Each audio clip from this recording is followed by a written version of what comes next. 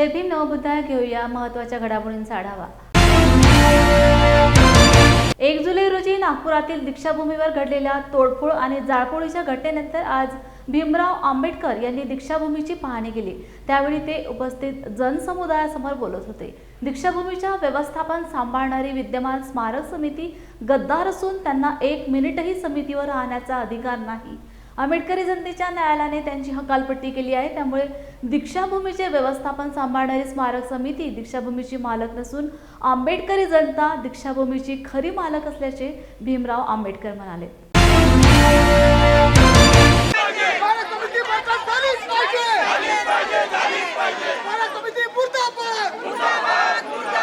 मी भीमराव यशवंतराव आंबेडकर, भारतीय बौद्ध महासभा द बुद्धिस्ट सोसायटी ऑफ इंडियाचा कार्याध्यक्ष आहे। 1 जुलैला ह्या दीक्षाभूमीवरती नागपूरच्या आंबेडकरवादी जनतेने ज्या दीक्षाभूमीचं विद्रोपीकरण सुरुवात झालेले आहे त्याच्या विरुद्ध आवाज उठवण्याचा प्रयत्न केला शांततेच्या मार्गाने आणि आपला निषेध नोंदवला की दीक्षाभूमीचे ट्रस्टी आणि येथील व्यवस्था सरकारी व्यवस्था हे मिळून दीक्षाभूमीचं विद्रोपीकरण करत आहेत। दीक्षाभूमीला भूमिगत पार्किंगची गरज नाही। ही पवित्र भूमी आहे आमच्यासाठी, महाराष्ट्रासाठी नाही तर देशातले जे बौद्ध झालेले लोक आहेत करोडो त्यांच्यासाठी पवित्र भूमी आणि पवित्र भूमीचं आम्ही विद्रोपीकरण करून देणार नाही। हा मेसेज देण्यासाठी 1 जुलैला इथे जनआंदोलन झालं आणि ते जनआंदोलन शांततेने होत असताना देखील येथील पोलीस प्रशासकाने आमच्या कार्यकर्त्यांवरती FIR दर्ज केलेले आहे। ते FIR रद्द व्हावे त्याच्यासाठी मी पोलीस कमिशनरांची आज भेट घेतली। मी येथील कलेक्टरांची भेट घेतली आणि कलेक्टरना सांगितले ही दीक्षाभूमीची मालकी ह्या ट्रस्टीची नाही आहे।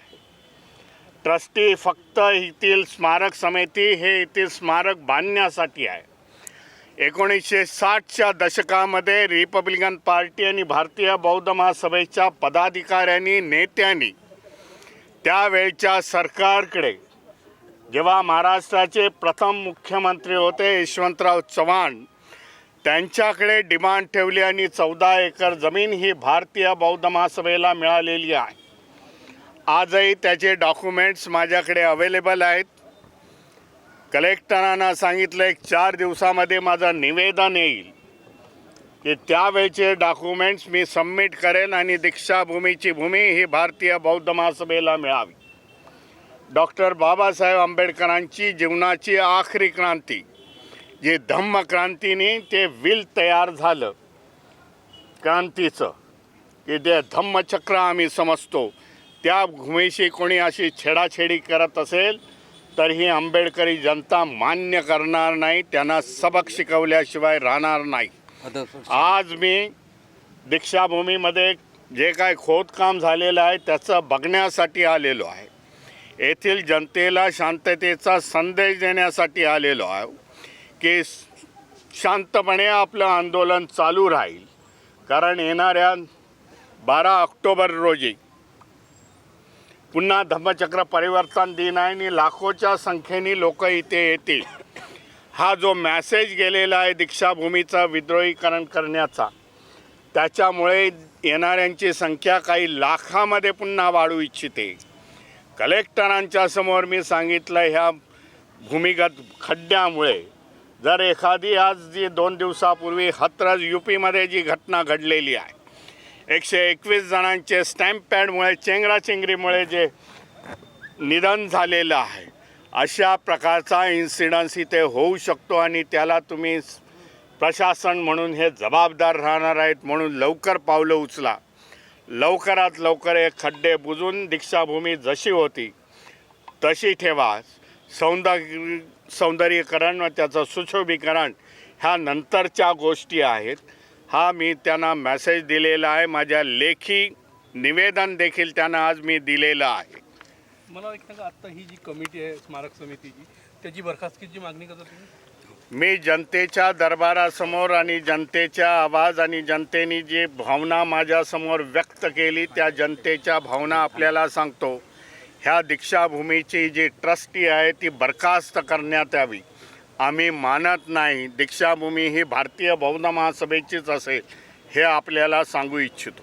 या कमिटीच्या माध्यमातून कुठेतरी राजकारण होत आहे तुम्हाला असं वाटतं? नक्कीच. हे कमिटीचे लोक हे खूप मगरूर आहेत, कोणाशी संवाद साधत नाहीत. हे खोदकाम चालू असताना आम्ही भारतीय बौद्ध महासभा, समता सैनिक दल, विविध सामाजिक संघटना ज्या नागपूर आणि परिसरामध्ये कार्यरत आहेत त्यांनी त्यांची निवेदनं दिली, त्यांनी त्यांच्याशी संवाद साधला देखील, त्यांनी आम्हाला रिस्पॉन्स दिला नाही. म्हणून हा 1 जुलैला झालेला हा उद्रेक आहे. आमची जर आवाज कोणी ऐकत नसेल म्हणून त्यांनी कायदा सुव्यवस्थेला जरा तडा देण्याचा प्रयत्न केला. परंतु कलेक्टर आणि पोलीस कमिशनरला सांगितलं की त्यांच्या भावना देखील तुम्ही जाणून घेतल्या पाहिजे. जेव्हा एखादा माणूस रिपीटेडली सांगतो इथं व्हायला नाही पाहिजे, त्यांच्या भावना उग्र झाल्या आणि त्यांनी तो प्रकार केलेला आहे. परंतु तो शांतमय वृत्तीने केलेला हे देखील सांगतो. FIR रद्द करण्याची मी मागणी पोलीस कमिशनरांसमोर केलेली आहे. आज प्रकाश आंबेडकर देखील मुख्यमंत्र्यांना मुंबईमध्ये भेटून ह्याच गोष्टी सांगणार आहेत की ही पूर्ववत दीक्षाभूमी करून घ्या.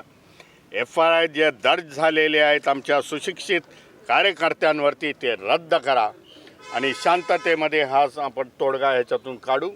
सुशोभीकरणाला आमचा विरोध नाही हे देखील मी सांगू इच्छितो. वंचित बहुजन आघाडीचे नेते ॲडव्होकेट प्रकाश आंबेडकर यांनी आज शुक्रवारी मुख्यमंत्री एकनाथ शिंदे यांची वर्षा बंगल्यावर भेट घेतली. या भेटीत मुख्यमंत्री शिंदे यांनी वंचितने केलेल्या सर्व मागण्या मान्य केल्या आहेत. दीक्षाभूमी आंदोलन प्रकरणी कोणत्याही आंदोलनकर्त्याला अटक केली जाणार नसल्याची प्रमुख मागणी मुख्यमंत्र्यांनी मान्य केल्याचे वंचित बहुजन आघाडीने म्हटले आहे. दीक्षाभूमी आंदोलन प्रकरणी कोणत्याही आंदोलनकर्त्याला अटक केली जाणार नसल्याचे आश्वासन मुख्यमंत्र्यांनी दिले आहे. नागपूरच्या दीक्षाभूमीवरती आंदोलन झालं, त्या आंदोलकांवरती केसेस झालेले आहेत आणि माझी सकाळची माहिती अशी होती की त्यांना असणारा अरेस्ट होणार अशी असणारी परिस्थिती आहे. किंवा त्याही संदर्भातला असणारा मुख्यमंत्र्यांशी बोलून मुख्यमंत्र्यांना CPशी बोलायला लावलं आणि कोणीही अरेस्ट होणार नाही अशी दक्षता CPनं त्या ठिकाणी घेण्यात आली. या 3 प्रश्नावरती माझी असणारी त्यांची चर्चा झाली, सकारात्मक झाली असं मी त्या ठिकाणी मानतो.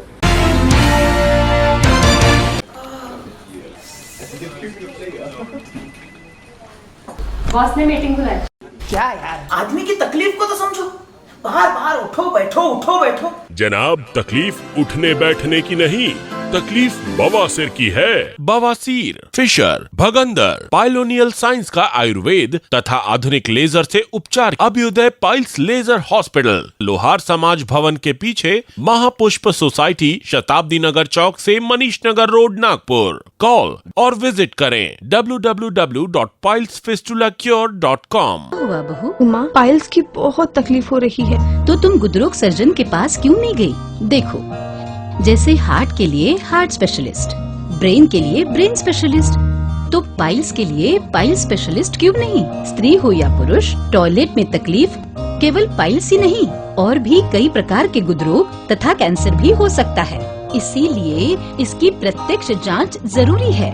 ठीक है माँ, पर जांच के लिए हम जाएंगे कहाँ? वही काले आयुर्वेदिक पाइल्स हॉस्पिटल में. लेकिन माँ, प्रेगनेंसी में पाइल्स की दवाइयाँ. प्रेगनेंसी में आयुर्वेदिक दवाइयाँ सुरक्षित होती है.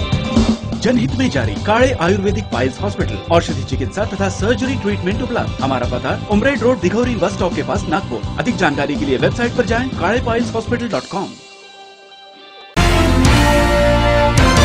राज्य शासनाने जाहीर केलेल्या लेक लाडकी योजनेची अंमलबजावणी प्रभावीपणे करावी अशा सूचना पालकमंत्री हसन मुश्रीफ यांनी दिल्या.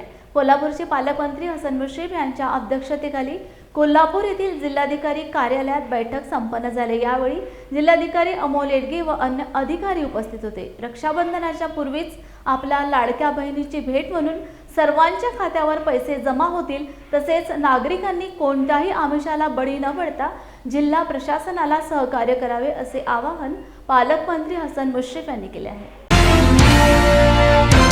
कोल्हापूर जिल्ह्यातील माझ्या सर्व लाडक्या बहिणींना आणि लाडक्या लेकींना माझी नम्र विनंती आहे की परवाच महायुती सरकारनं राज्याचे मुख्यमंत्री एकनाथ शिंदे साहेब, उपमुख्यमंत्री देवेंद्र फडणवीस साहेब ज्यांनी या अर्थसंकल्पाची घोषणा केली, ते उपमुख्यमंत्री तथा वित्तमंत्री अजितदादा पवार यांनी फार मोठे निर्णय या बजेट सेशनमध्ये घेतलेले आहेत. त्यामध्ये आपल्यासाठी लाडकी बहीण योजना ही राज्यामध्ये आपल्याला अंमलबजावणी करायचं त्यांनी ठरवलं आणि 1,500 रुपये महिना याप्रमाणे प्रत्येक अविवाहित, विवाहित आणि कुटुंबातील एक अविवाहित महिलेला हे दर महिन्याला अनुदान मिळेल. 21 वर्षापासून 65 वयापर्यंत उत्पन्नाचं केशरी आणि पिवळं रेशन कार्ड ज्याचं आहे त्याला उत्पन्नाचा दाखला आणण्याची आवश्यकता नाही. ज्यांना याच्याशिवाय अर्ज करायचा आहे त्यांनी 2.5 लाख रुपयेच्या आतील उत्पन्नाचा दाखला देणं आवश्यक आहे. ही जी सर्व कागदपत्रं लागत आहेत ती गावागावामध्ये आपले ग्रामसेवक, तलाठी, अंगणवाडी सेविका, अंगणवाडी मदतनीस, त्याशिवाय बचत गटाच्या सर्व कार्यकर्त्या हे आपल्याला घरोघरी येतील आणि हे अर्ज गोळा करून ऑनलाईन आणि ऑफलाईन दोन्ही अर्ज स्वीकारले जातील आणि त्याप्रमाणे आपल्या राखी पौर्णिमेच्या 19 ऑगस्टच्या पूर्वी 2 महिन्याचं अनुदान सरकार तुमच्या सगळ्यांच्या खात्यावर तुम्हाला रक्षाबंधनाची भेट म्हणून आम्ही देणार आहोत. याशिवाय ज्या ज्या अडचणी येतील त्यामध्ये तालुका स्तरावर, महानगरपालिकेच्या स्तरावर, वॉर्ड अधिकारी, तेथील अंगणवाडी सेविका, मदतनीस या शहरामध्ये सुद्धा ते चांगल्या पद्धतीनं काम करतील. कोणती तक्रार आली तर जिल्हाधिकारी कुठल्याही दलालाला आपण खतपाणी घालायचं नाही, कसलेही पैसे द्यायचे नाहीत. त्यासाठी पोलीस प्रमुख आपला एक फोन नंबर देतील, टोल फ्री क्रमांक, जिल्हाधिकारी टोल फ्री क्रमांक देतील. त्यांना कडक कारवाई करण्याचे आदेश मुख्यमंत्र्यांनी दोन्ही उपमुख्यमंत्र्यांनी दिलेले आहेत. एकही पैसा आपण या योजनासाठी द्यायचा नाही. ही योजना सुलभ कशी होईल असा प्रयत्न आमचा जिल्हा समितीचा आहे. जिल्ह्याचा पालकमंत्री आणि या जिल्हा समितीचा अध्यक्ष म्हणून मी तुम्हाला कळकळीची विनंती करतो की कोणतीही घाई गडबडी करू नका. 31 ऑगस्टपर्यंत आपली फॉर्म अर्ज भरण्याची मुदत आहे आणि 31 ऑगस्टला जरी तुम्ही अर्ज दिला तर जुलै आणि ऑगस्टचे दोन्ही महिन्याचे पैसे तुम्हाला मिळतील.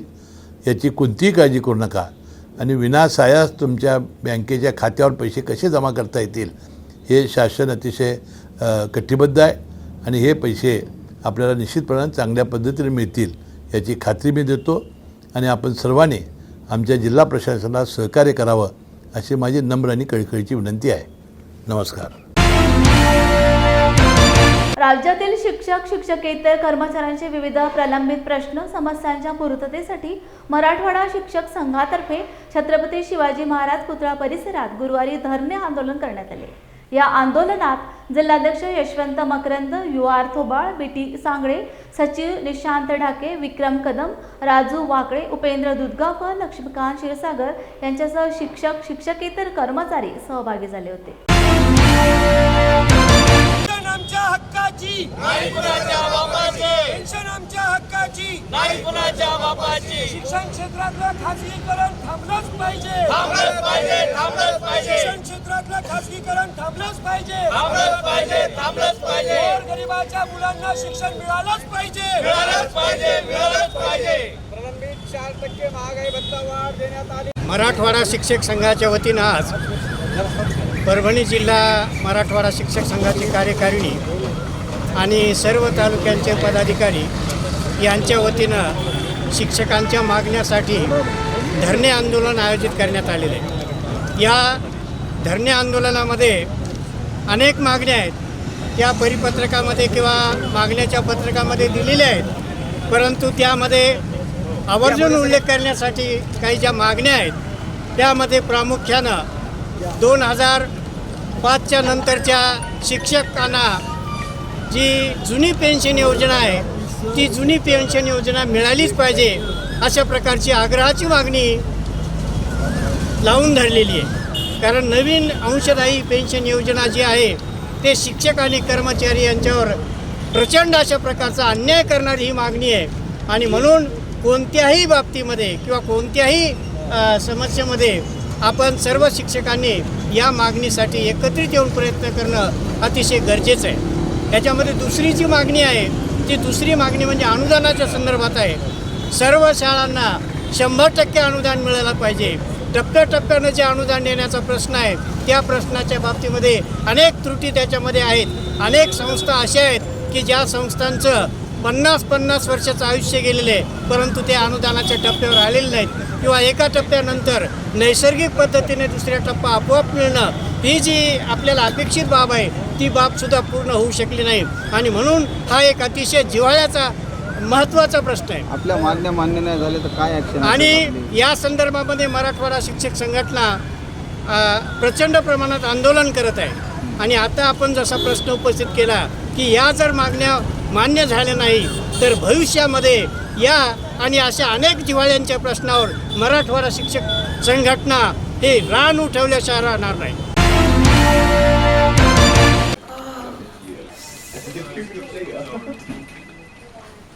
बॉस ने मीटिंग बुलाई. क्या यार, आदमी की तकलीफ को तो समझो. बाहर बाहर उठो बैठो.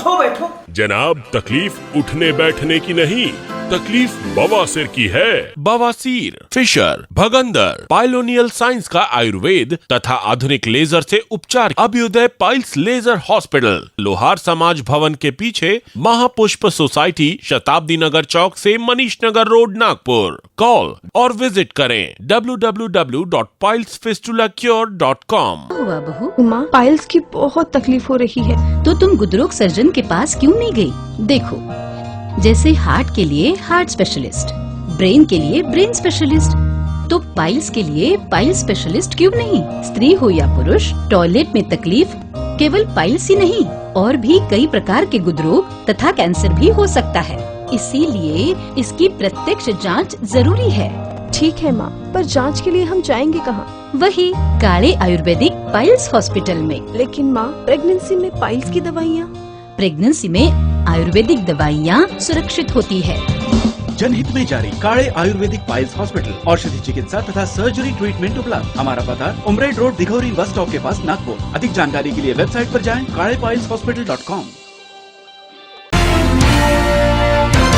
कापूस उत्पादनाचा खर्च वाढल्यामुळे शासनाने हमीभावाने खरेदी न केल्याने आर्थिक विवंचनेत अडकलेल्या शेतकऱ्यांनी खासगी व्यापाऱ्यांना कापूस विकलाय. परंतु त्या व्यापाऱ्यांनी शेतकऱ्यांची फसवणूक करून पळ काढल्यामुळे शेतकरी हवालदिल झालाय. मलकापूर व नांदुरा तालुक्यातील कापूस उत्पादक शेतकऱ्यांना शासनाने मदत करावी असा शेतकरी हिताचा तारांकित प्रश्न विधानसभेत 3 जुलै रोजी मलकापूर मतदारसंघाचे आमदार राजेश एकळे यांनी शासनाला विचारून शेतकऱ्यांच्या प्रश्नाकडे लक्ष वेधले. यावेळी उत्तरादाखल कृषी मंत्री अब्दुल सत्तार यांनी शेतकऱ्यांची झालेली आर्थिक लूट मान्य करून त्यांना मदत करण्याचे मान्य केले. धन्यवाद अध्यक्ष महोदय. अध्यक्ष महोदय, माझा मलकापूर मतदारसंघ हा विदर्भाचा प्रवेशद्वार आहे आणि त्या मतदारसंघात कापसाचं पेरा खूप जास्त असतो. अध्यक्ष महोदय, कापूस लागवडीपासनं कापूस घरात आणेपर्यंत जो खर्च कापसाला लागतो आणि आपण दिलेला हमीभाव याच्यात प्रचंड तफावत आहे. त्यामुळे माझे स्पेसिफिक 2-3 प्रश्न आहे. हमीभावाचा फेरविचार शासन करणार काय? हमीभावाने शासनाने खरेदी न केल्यामुळे शेतकऱ्यांनी बाजारपेठेत व्यापाऱ्यांना कापूस विकला. त्या व्यापाऱ्यांनी शेतकऱ्यांची प्रचंड फसवणूक माझ्या मतदारसंघात केली. दसरखेडला एक व्यापाऱ्याने जवळपास 1.5 ते 2 कोटी रुपयाची फसवणूक करून कापूस नेऊन कापसाचे पैसे दिले नाही. 150 ते 200 कोटी रुपये जग्गू नामक एक व्यापारी त्याने घेऊन 150 ते 200 कोटी रुपयांनी शेतकऱ्यांची फसवणूक केली. नांदुरा तालुक्यातही तोच प्रकार घडलेला आहे. असे अनेक व्यापाऱ्यांनी शेतकऱ्यांची फसवणूक केल्यामुळे शासनाने त्यांच्यावर कारवाई केलेली आहे, परंतु त्या शेतकऱ्यांना पैसे अद्यापपर्यंत मिळालेले नाही. त्या पैशांबाबत शासन काही दखल घेईल काय, किंवा शासन त्या पैशांची जबाबदारी घेऊन त्यांना काही विशेष अनुदान देईल काय, असे माझे स्पेसिफिक 2 प्रश्न आहेत. धन्यवाद. व्यापारी बांधवांना काही शेतकरी बांधवांचे पैसे त्यांनी घेतले असल, दिले नसल, हे बाब खरी आहे. आपण त्याच्यावर गुन्हा दाखल केला आणि गुन्हा दाखल केल्यानंतर अध्यक्ष महोदय त्यांच्या त्या पद्धतीने जमानतही काही लोकांच्या झाल्या. परंतु अशी परिस्थितीमध्ये शेतकरी बांधवांना जी काही मदत करायची आहे त्याबद्दल निश्चित मी तपासून घेईल का आपण कोणत्या नियमामध्ये, कोणत्या धोरणामध्ये सरकारच्याकडून काही स्पेसिफिक काही ठिकाणी जे झालेला व्यापारी आणि शेतकऱ्यामधला व्यवहार, तर शेतकरी बांधवाला मदत केली. अमरावतीत सरकारी भंगार गाड्याची नोंदणी रद्द करण्यात येते. 2021 शासकीय भंगार गाड्यांची नोंदणी रद्द करण्याचा निर्णय घेण्यात आला आहे. अमरावतीत 2023 15 गाड्यांची वाहतूक विभागाने नोंदणी रद्द केली आहे. 2024 199 गाड्यांची नोंदणी रद्द करण्याचा प्रस्ताव वाहतूक विभागाने शासनाकडे पाठवला आहे. परवानगी मिळताच या गाड्यांची नोंदणी रद्द करून नष्ट करण्यात येणार आहेत. आणखी 50 गाड्यांची नोंदणी रद्द करण्याचे प्रस्ताव वाहतूक विभाग तयार करतो आहे. प्रदूषणाला आळा घालण्यासाठी हा निर्णय घेण्यात आल्याची माहिती वाहतूक विभागाने दिली आहे. 2021च्या नियमानुसार जे शासकीय वाहनांचे नोंदणी चिन्ह रद्द करायचे असे आदेश होते, त्यानुसार 15 गाड्यांचा ऑप्शन शासनातर्फे केला आहे आणि अजून 2024 199चा प्रस्ताव आम्ही पाठवलेला आहे. उर्वरित ज्या गाड्या आहेत, जसे जसे प्रस्ताव येतात तसे आम्ही त्या चौकशी करून अहवाल ट्रान्सपोर्ट कमिशनरला पाठवतो. साधारणतः किती गाड्या? 40-50 गाड्यांचे प्रस्ताव आलेले आहेत. त्याचे सविस्तर माहिती तयार करून सबमिट करू. नाव काय सर? कर वसुली अधिकारी. बातमीपत्रात इथेच विराम घेऊया. पुन्हा भेटूया नवीन घडामोडी घेऊन. जय भीम.